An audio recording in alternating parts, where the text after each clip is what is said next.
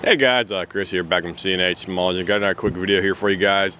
We had a guy, he dropped off two machines here today, and I just want to show you the first initial steps of what you need to verify on your machine in order to examine it correctly. We have the two machines here. The first one here is a Homelite, and the second one is a cheap piece of crap Ryobi. I personally don't recommend those machines right there myself. So if you see one of these machines, I do not recommend buying them. They're total garbage. The first one we have right here is the Ryobi, so we'll be dealing specifically with this one here right now. That's why I'm making this video here specifically. This is a 2012 Ryobi. The customer was claiming the machine would not start for them, and they wanted to have it, have it examined, have it checked out by somebody who knew what was going on.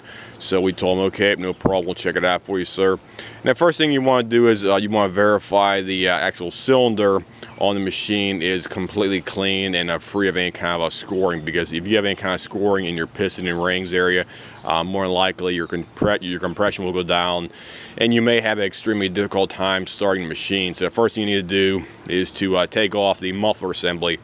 Here's the muffler on this one right here. You have the muffler, plus you also have the gasket on the back here as well too. So this is your muffler assembly with the gasket still on it that you see right here. And in order to take the muffler off, you just take the bolts off right here and just slide right up out of the holes right there for that. Then you have your muffler right there. This is the they call it a low-cost cat right here for that. So this muffler has like a catalytic converter, built right into it here for reference points, so you can actually see that in the back side right here. You have the element down inside there as it is right there, so you can actually see the material down inside here for that. So that's what the cheap catalytic converter looks like in here. And the other thing is you always need to verify you have a good spark plug. And this one right here, he has an auto light. Looks like it's burning relatively okay. Here for reference points, it's not too dark, not too light, so it looks like it's burning relatively okay. And the first thing, we'll take a look at the exhaust over here. You want to flip it around, you want to check the exhaust ports on this machine right here, since we have the muffler off. And you want to look straight down inside here. So you can get a better angle here for you guys. You can see that. So we'll do that real quick here for that so you can see it. And there's the piston right down there. Piston's coming up on here. And the piston looks relatively clean. I don't see any kind of scratching. There we go. Let me get a better shot here for you. And the piston looks clean down inside there. Sorry about the camera not going to focus. I'm trying to pull this thing over by the hole and trying to hold at the same time. So the piston looks relatively good. Let me get that flashlight here so I can get a better shot here for you guys. Hold on here. Okay, so you got a flashlight sitting over here. Okay, sorry about that. Here we go. Now we'll take a look down the bore down and the actual hole. Okay, there we go. Shine that down in there. Cylinder looks good. We'll move the piston up to the full portion so you can actually see the piston and ring area. So we'll move it up to right about there. So look down the piston. Piston looks good. Let me see if I can get a better angle here because this stupid cover's in the way here, so I apologize for that, guys. I'm sorry about that.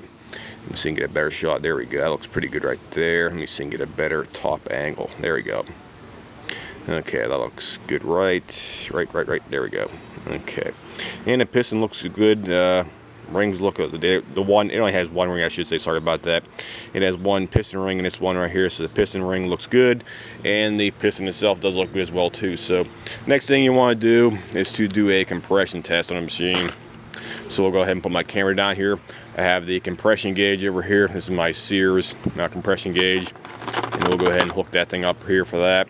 You want to screw it down into the piston. We'll go ahead and do that. Get all the way there and give a mixture, and there's a nice tight snug fit right there for that. You don't want to have any kind of leak, blow by, because it will give you a inaccurate reading here for that. So next thing you want to do is you want to hook up the other portion right here with the attachment right here. So we'll go ahead and do that here. Let me put my camera down here real quick while I hook that up, and we'll do the quick compression test here for that, guy. So bear with me here. Okay, put that on there. Okay. Okay, we're back here again. Got the attachment hooked up on her for that, so it's ready to do the compression test. And the gauge is bottomed out on it for that, so it should be ready to go. So we'll go ahead and do the compression test here for that. So let me put my camera down here real quick. Okay.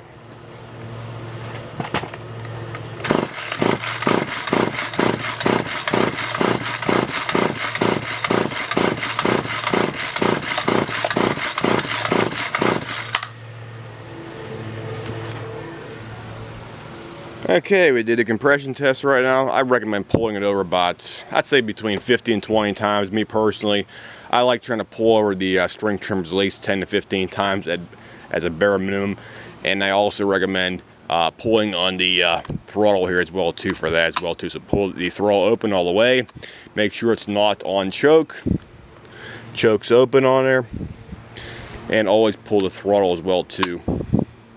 So what we got here, compression is about 158, 159 here. Sorry about the lighting on it. It's a little bit glare.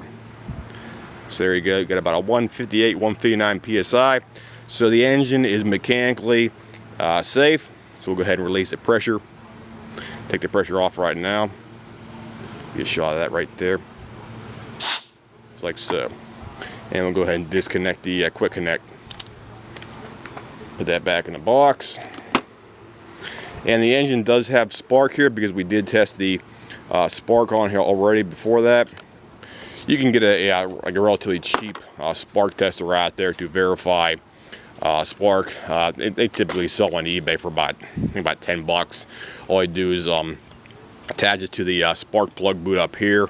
You screw it up into the spark plug. It acts as like a spark plug adapter. It goes up inside from your let me see. It has an adapter on the tester where it's similar to this design right here on top of your spark plug, and it simply pops up inside of your boot, and you clamp it on to the fins on your engine right here as well too. And as long as the engine jumps like about a 3/8 gap and has a nice bright color on it for the ignition, it should be perfectly fine.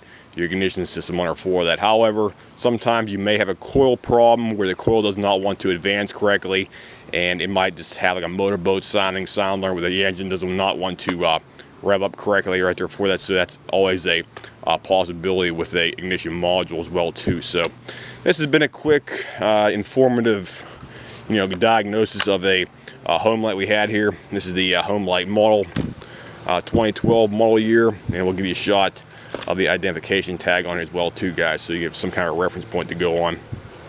This is a model number UT32605. So you can zoom in here for you. There you go. Date of manufacture 2012 UT32605 by Homelite. So that's everything about it right here first. And you have to have three things with your engine. You have to have a timed, controlled spark. You have to have good compression in the engine, and you also have to have the proper fuel mix ratio. This one does not have one of the following, which is the fuel mix is out. The carb needs to be replaced on here. The ports look okay. It's putting out good spark on here, and the cylinder is in healthy shape because it's about 158, 159 psi after compression ratio. So the engine bore is fine, the piston's fine, the rings are fine. The cylinder is nice and tight. It's not wobbling back and forth. It's nice and tight on there. Everything else looks tight. So, your problem with the guide machine right now is the carb, and also replace the fuel lines, clean out the tank, and also replace the fuel filter as well too on there for that job. So, anybody has any comments, questions, whatnot about that video, feel free to leave me a message here. And if I was not detailed or clear enough, feel free to leave me a message or some kind of a comment in the comment section, and I'll try to get back to you as soon as possible. I'll see you guys. Have a nice day.